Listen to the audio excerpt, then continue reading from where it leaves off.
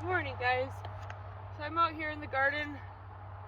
It's like 6:30. It might be a little later than that now because the sun's up.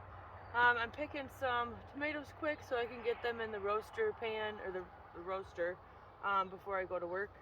And yeah, someone's liking my Amish paste this year. I've seen two different things. Somebody said this was grasshoppers, but it is definitely bug damage. So the chickens will get their favorite thing, and that is their tomatoes. So I'm gonna keep picking, and I'll run you through and do a garden tour. But yeah, that's pretty much. It's not a lot to, I guess, really talk about. You'll hear it all in the tour. So you guys have a good one. We'll see you later.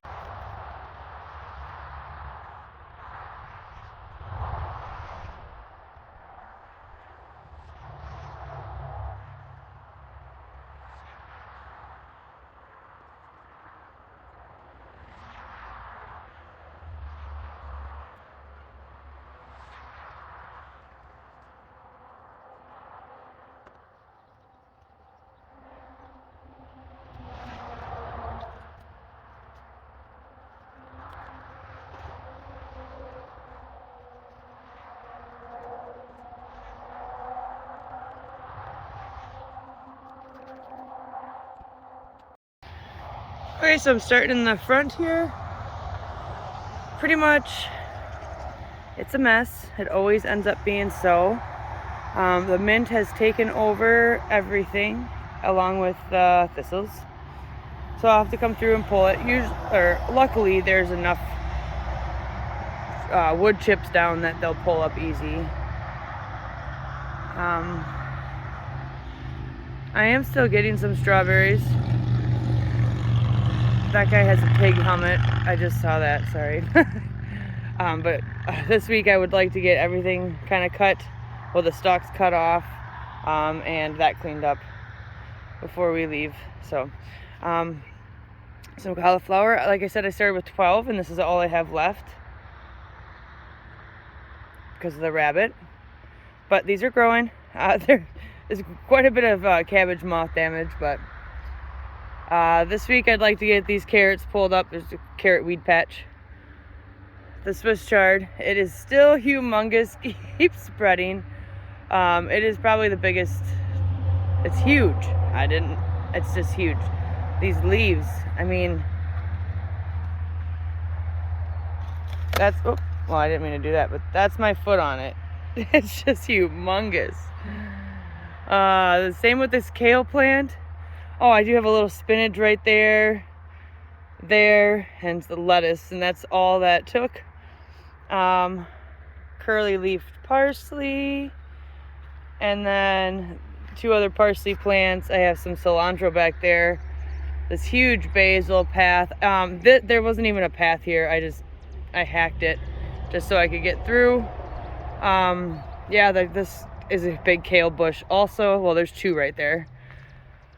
I pulled out 2 there, and one of the dazzling blues we got pulled out too. Actually, I think 2 of them. This is just 1 plant right here.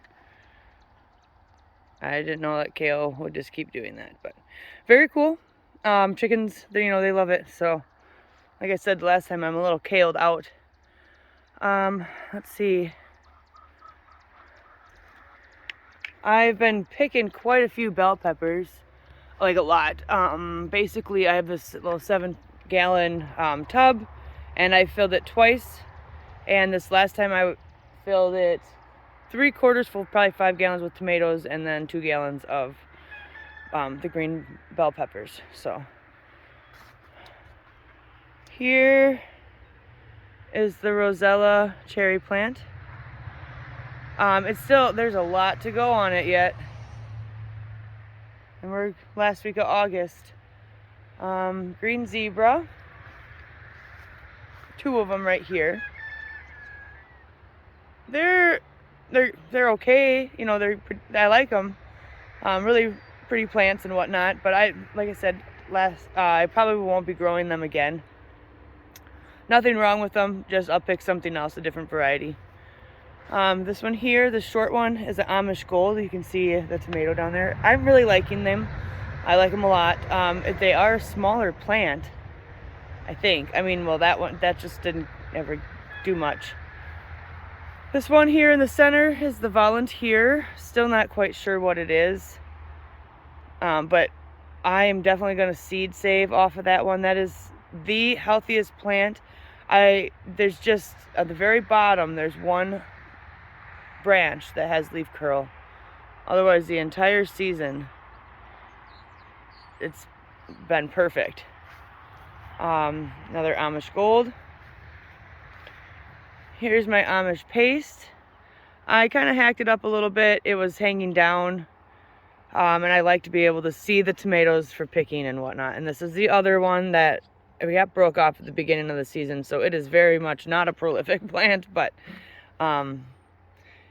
yeah, they didn't have the best luck this year. And this here, I believe, is a beefsteak. You can see I heavily trimmed off the lower branches on all of these because they were starting to get, well, the leaf curl was pretty bad, but you can just see what I'm pretty sure is blight starting. I don't know, it's common, it happens this time of year here. We've been getting a lot of dew, so I just kind of cut off as it goes up. The top stuff is always really nice looking. I might as well finish. And then I have the two black crims here. And they're really producing well. I'm getting quite a few, and they're really just nice uniform plants or fruit this year. So this is my Volunteer watermelon that I've been letting go. It is super pretty. I've never really let one sprawl on the ground. I always trellis it. But yeah, there's one really nice watermelon in there, and I'm still pretty sure that's the Petite Yellow. And I from what I can see, there's just the one on there. So it's really pretty. My onions, these are the ones I started from seed. They never did get very big, but they're growing. Here on this arch trellis are the tiger striped artisan tomatoes. There is just an insane amount of tomatoes on these plants. Sorry about the lighting. The sun's coming up. But these clusters are just, they're all up in there. And then, so the problem now is I have to get a ladder or something to start training them over and around the arch trellis, but they're working. Oh, I just pulled out the celery and processed that yesterday.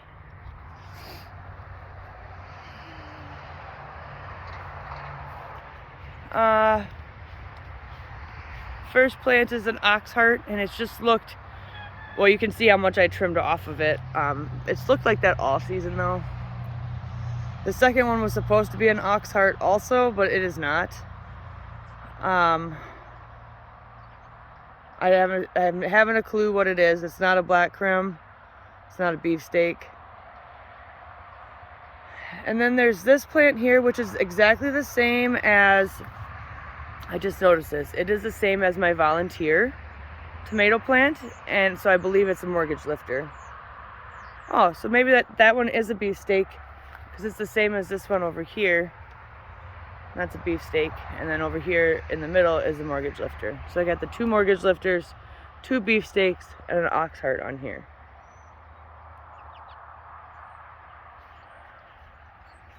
My corn is, just drying. We'll use that for decorations. This is the cayenne. I don't know if you really stop and look, there is a ton on there.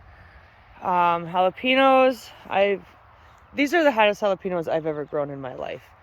I chop them up and put them on everything, and me and my husband keep laughing about how hot everything is. Oh, I've never, I don't know, I just never had any that hot.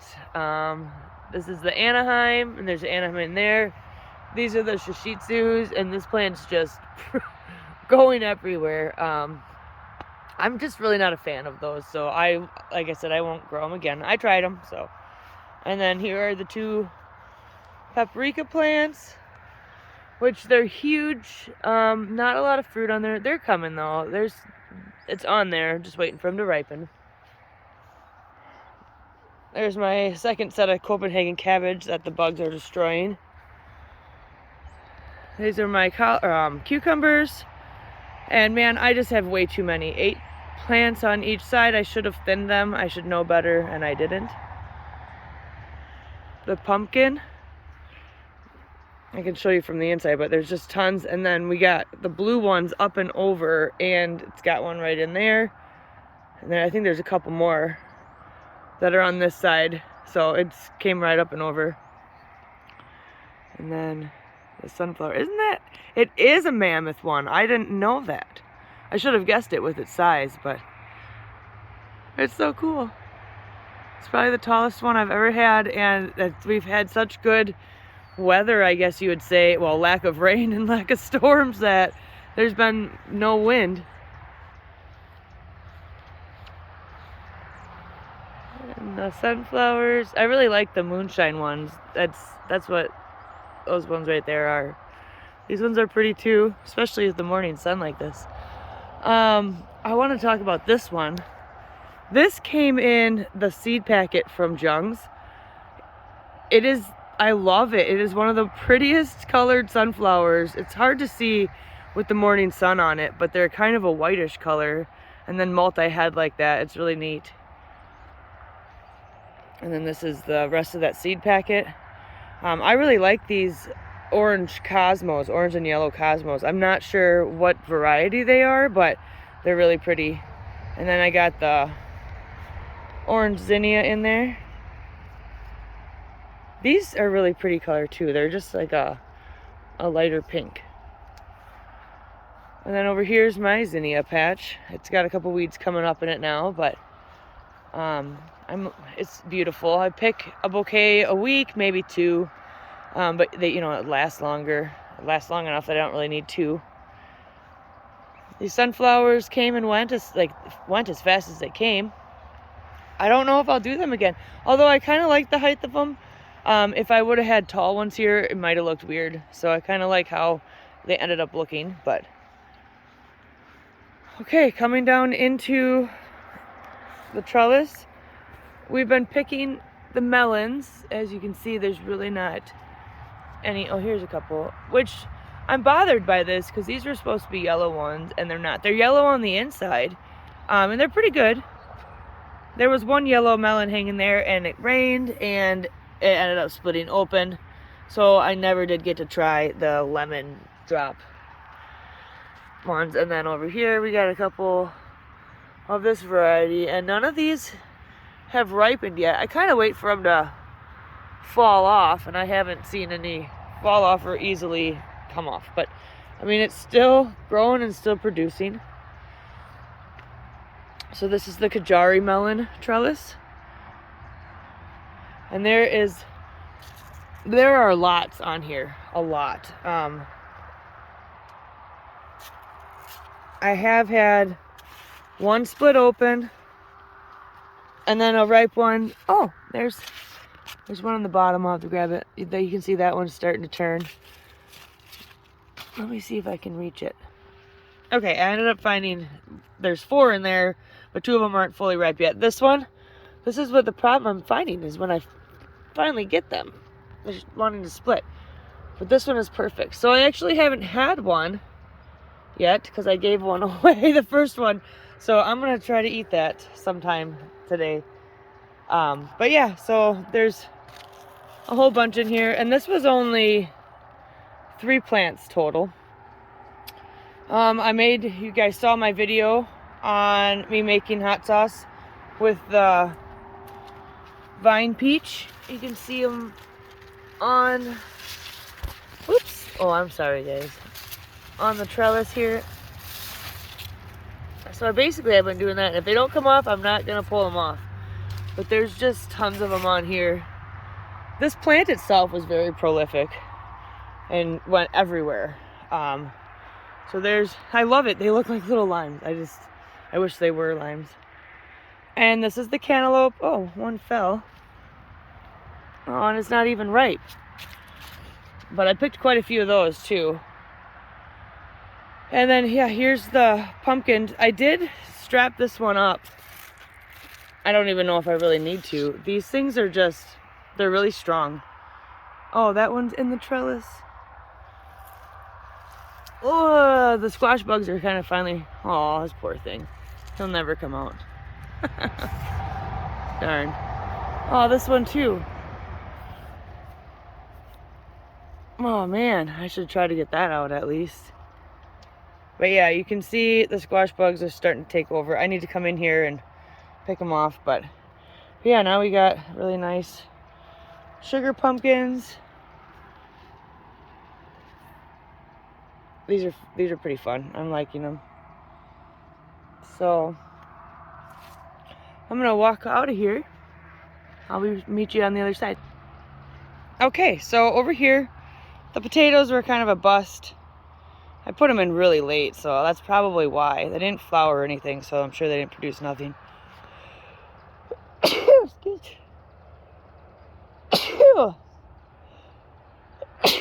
Excuse me. I did harvest one of these little cabbages. So you can see there's one there and one there. I used it for some nachos. Yeah, if you haven't tried it yet, cabbage on your nachos. And this is the broccoli that just keeps giving. I'm gonna pick that. It's not bolting or anything yet, but I keep getting just nice little chunks off here. Look at that. And I didn't know that they kind of can get another head like that. It's a side shoot off the main plant. But yeah, this year, this is the best broccoli I've ever had. And I don't know if it's because it's here. I don't know. It's the first time I did it on this side of the garden, which is only, you know, it's 20 feet wide, so it's not that much farther away. Yeah, I kind of got in there on accident with the hose and tore up that plant a little bit, but the Brussels sprouts, I started pulling off some of the bottom leaves, and I have to get in there and pick them. And then we're back to over here.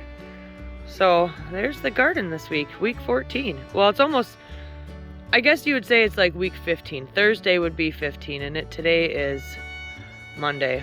So, but there you go. There's a little garden tour. We'll see you guys later.